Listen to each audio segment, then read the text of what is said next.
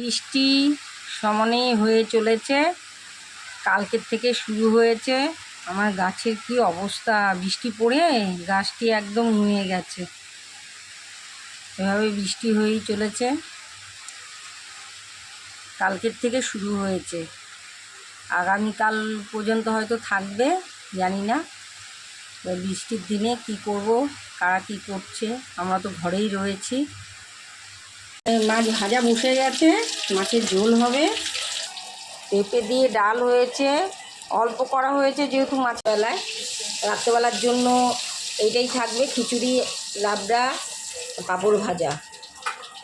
দেখে বারবার দরজা খুলে বৃষ্টি দেখতে যাচ্ছে, যার জন্য বেটাকে এই যে এখানে খেলছে, ওর খেলনাপাতি নিয়ে বসে পড়েছে ভাইয়ের যত সরঞ্জাম, এই যে ওর সংসারের সব যাবতীয় জিনিসপত্র নিয়ে বসেছে। এগুলিকে কখন আবার কি করবে জানি না, ছুঁড়ে ছুঁড়ে ফেলবে না কি করবে। যা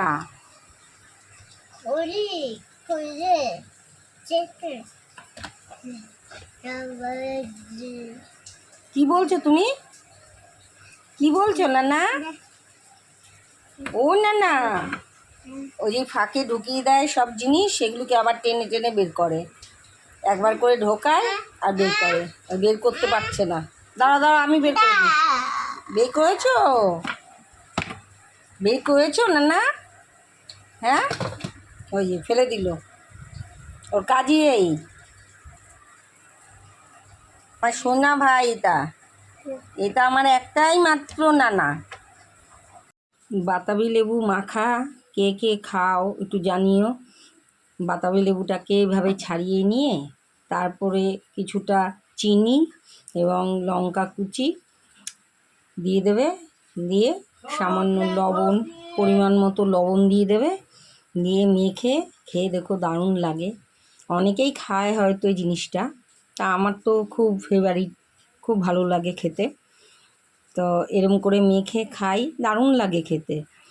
একটু বেশ টক মিষ্টি ঝাল, বেশ ভালোই লাগে খেতে। তো আমাদের এখানে তো অনবরত বৃষ্টি হয়েই চলেছে, কালকের থেকে শুরু হয়েছে বৃষ্টি।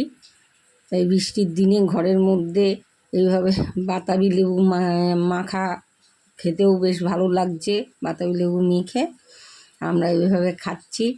আমাদের এটা একটা ছোটোখাটো পিকনিক হয়ে যাচ্ছে। বাতাবি লেবু প্রচণ্ড ভালো লাগে, এরকমভাবে মেখে খেতে গেলে খুব দারুণ লাগে।